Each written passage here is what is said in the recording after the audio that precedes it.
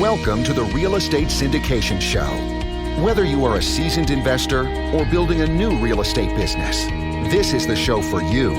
Whitney Sewell talks to top experts in the business. Our goal is to help you master real estate syndication.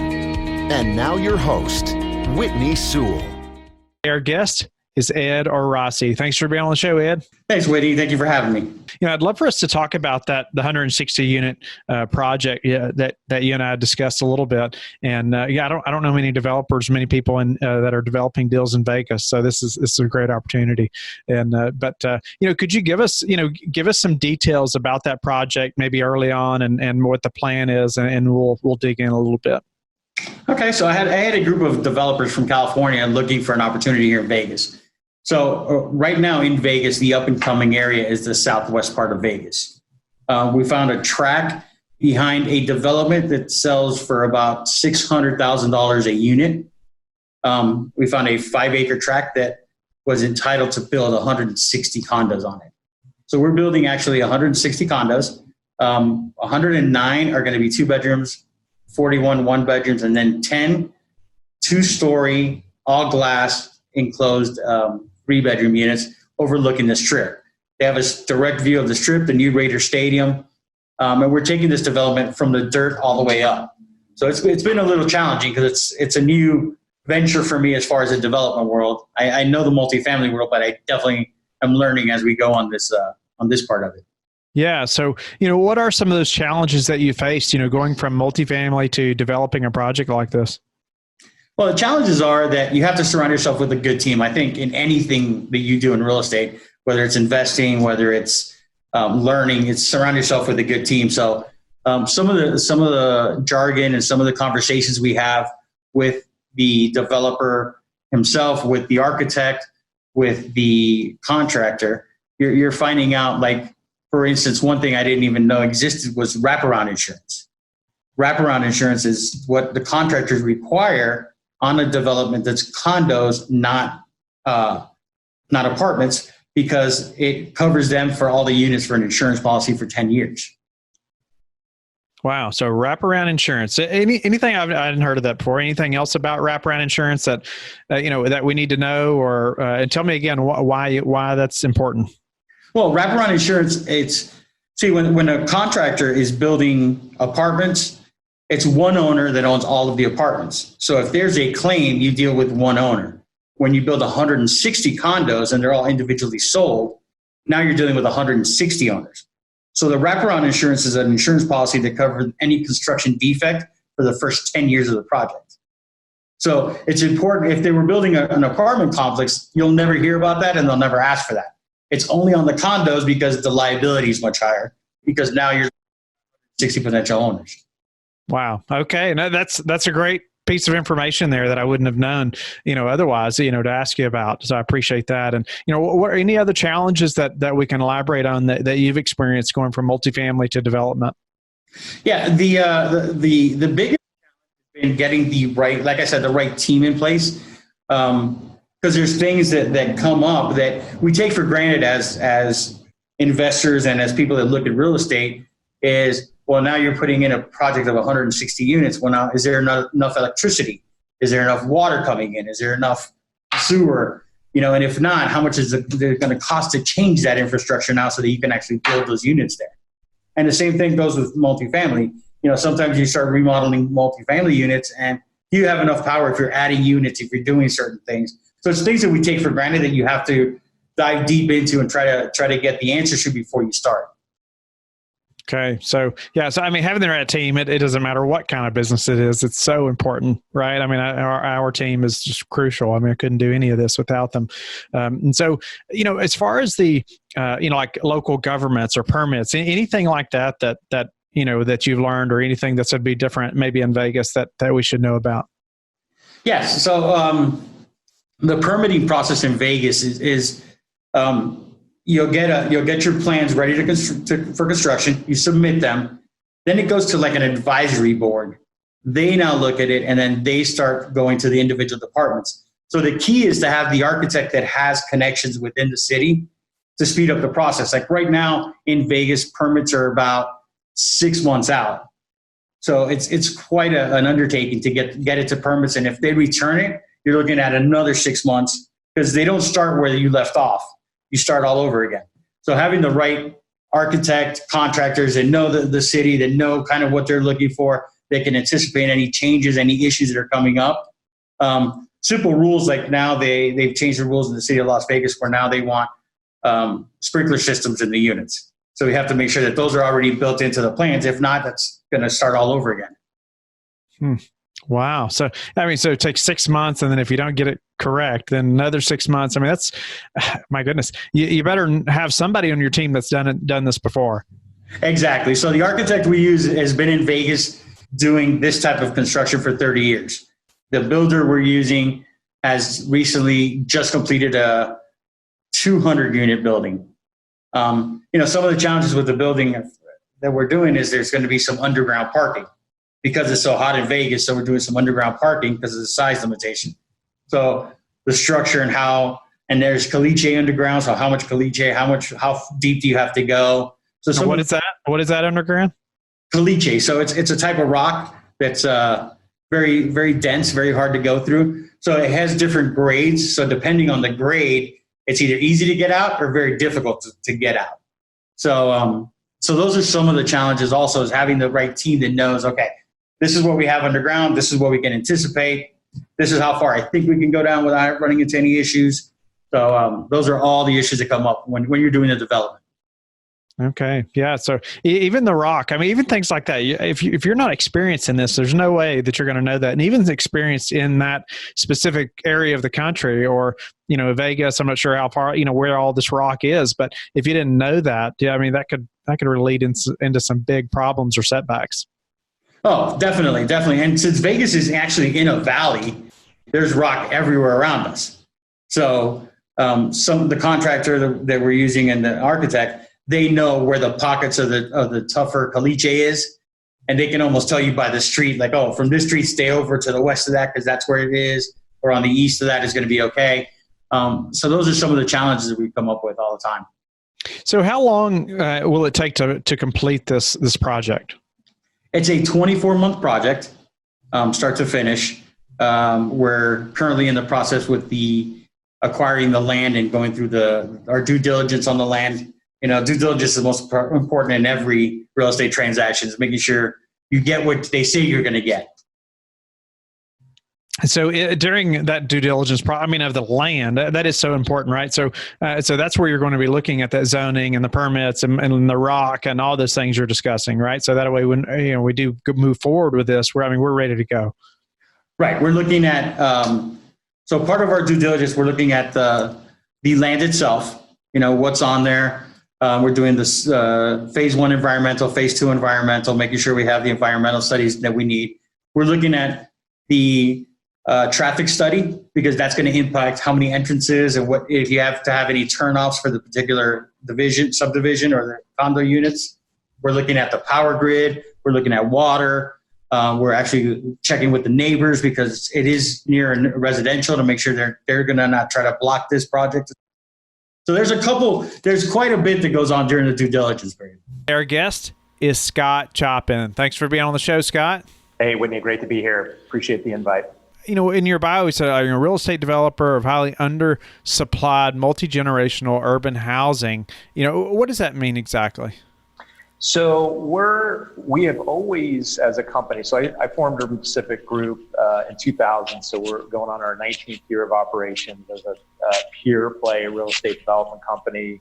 We've done different asset types, so new construction, condo, market rate apartments, and also we've done numerous affordable housing projects throughout our life cycle of our company. But we've always focused on urban infill is the term that we use. And what that means is that we're working within existing metro urban areas. Think of, mostly developed, not necessarily downtown, although we have done projects in downtown, central business district, but we're not suburban either or even rural. So we're in the existing fabric of the city and looking for assets, land opportunities that we can develop, to infill an already existing neighborhood. And we've always been encouraged by that product type because, it's close to transit, It's close to job centers. And for our tenant, profile in our workforce housing communities, it's also where their social networks are. So kids go to school,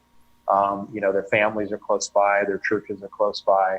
And so we've always been encouraged to find a demographic that is seeking to be in that location. And in 2000, when we started the company, it was, Gen Xers who wanted to live in, cool downtown locations in an urban loft. That was sort of the start of it.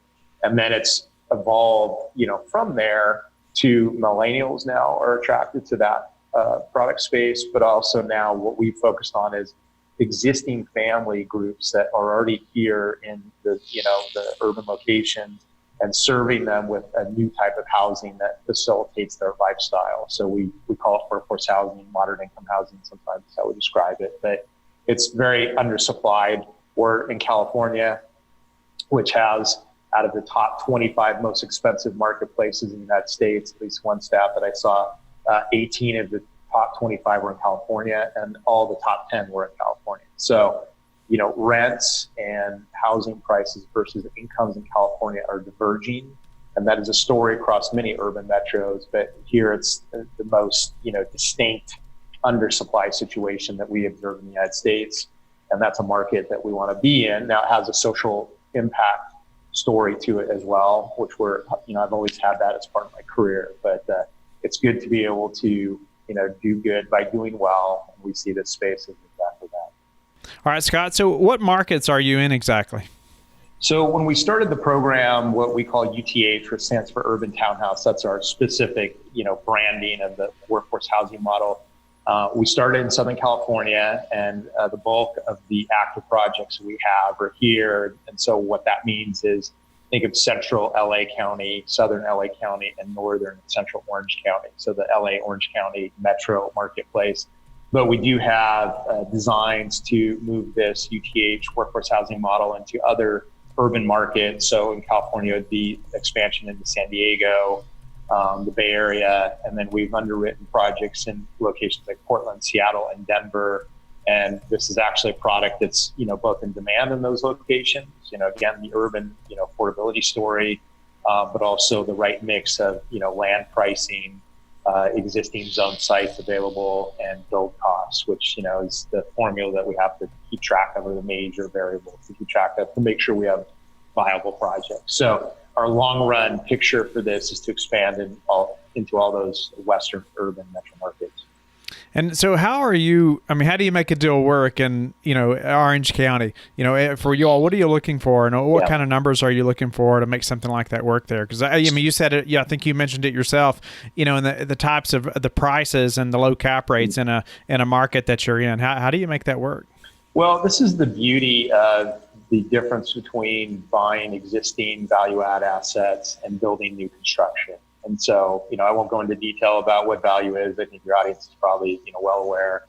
But for us as a developer, we can go into highly constrained markets and find land assets that we can then develop our own product. So we're basically creating new assets out of full cloth. Now, we've got a whole lot of, technical issues to deal with that are different than a value add type of environment. But like any real estate developer, we're always searching for new land assets, but we have specific criteria. So one of our criteria is we only buy sites that are zoned.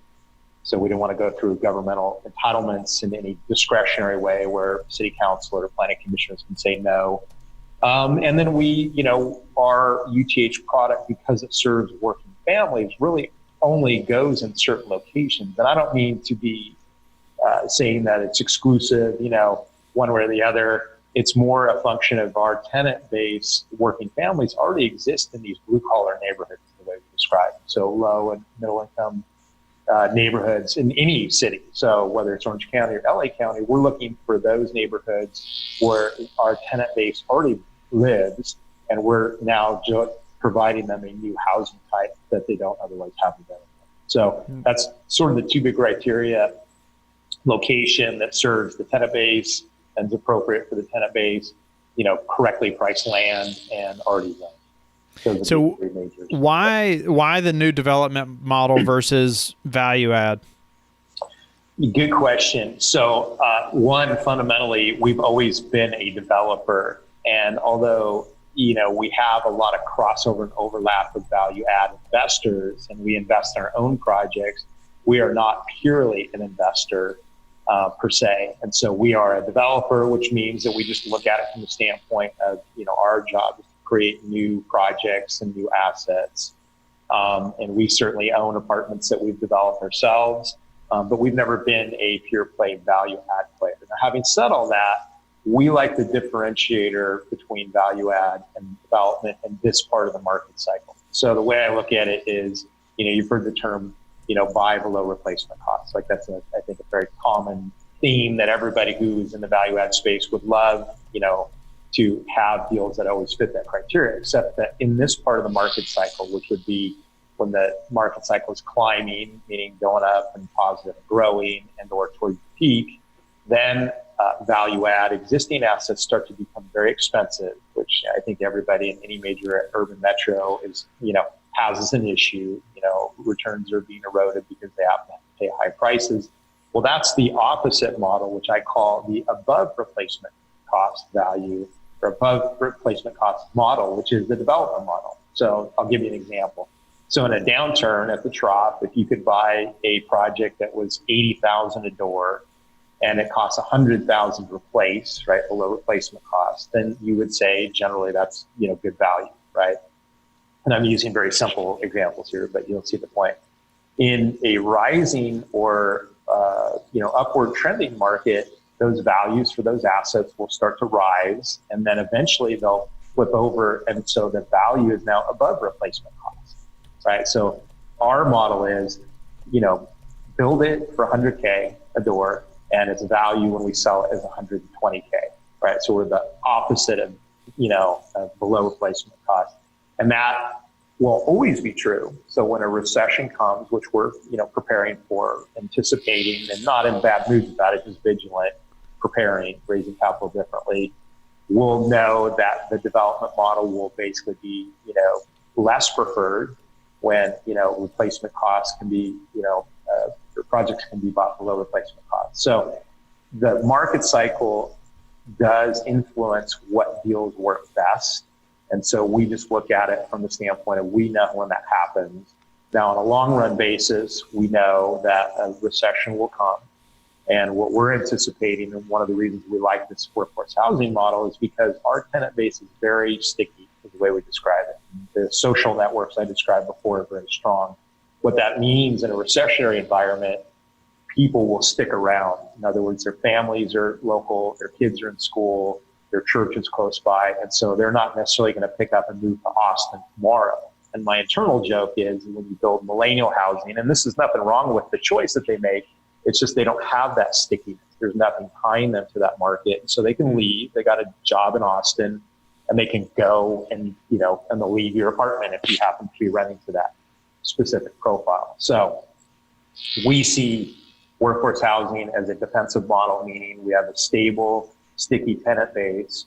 We know in a recession that values will decline, but if income stays stable, rents stay stable, and NOI stays stable, then as long as our capital doesn't need to get out when the recession is upon us, and we can go beyond that, say 7 to 10 year holds is what we're organizing around now, then we think we have a defensive strategy that's still able to do real estate development. Okay. No, that's good. I appreciate you elaborating on that, and even the difference in the types of tenants there you were talking about. That's some pretty good information. But you alluded to like the downturn numerous times, and I like to ask most guests that are in your position, how are you preparing for another downturn? What does that look like when you're, especially in the new development? I mean, a development model, because that's not something, unfortunately, we get to talk about too often on the show. But I'd love to hear as far as a new development, how are you preparing for a downturn? What is that? How does that change what you're looking at, or does it? When you're underwriting, you're looking at land and things like that. Absolutely, yeah, that's a great question. So our preparation is predominantly revising the financial structure of how we raise equity. So typically, when the market is rising and in good shape, and we're looking for recession, maybe 2 to 4 years out, we would complete a project, lease it up, and sell it. Right? So build it, rent it, sell it. And that's the merchant build model is what I call that. How we've changed now is that we're anticipating a recession somewhere between 18 to 36 months out. If you look at the various data points, we don't know that for sure, but we're on the longest expansion that we've had in recent history. So we just know to be careful and anticipate. So what that has us do is raise equity that is on a 7 to 10 year hold, with the idea that we would ride through the recession with our investors, with us and them being patient together, having a defensible, stable tenant base, right? Given these working families who want to stay close to their job locations and their families, as long as the income stays stable and we don't have to have a capital event during the recession, meaning investor wants to get out, we got to sell the property, and then we're at a loss position because a sale is forced. We want to avoid any sort of forced events because we're in the recession. And so as long as we underwrite our permanent debt appropriately, so we'd be defensive there, meaning assume cushion in the underwriting of the perm loan, underwrite our rents and NOI and occupancies a little bit more carefully, and raise this long-term equity.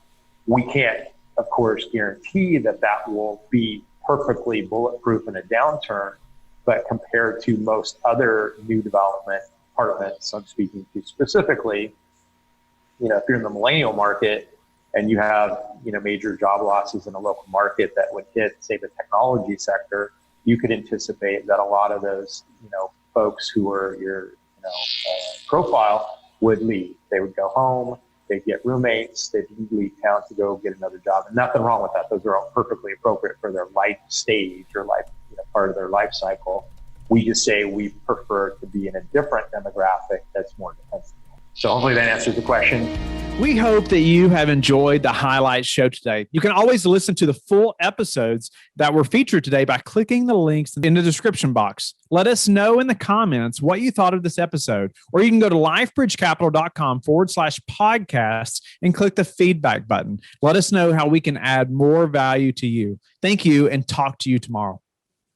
Thank you for listening to the Real Estate Syndication Show, brought to you by LifeBridge Capital.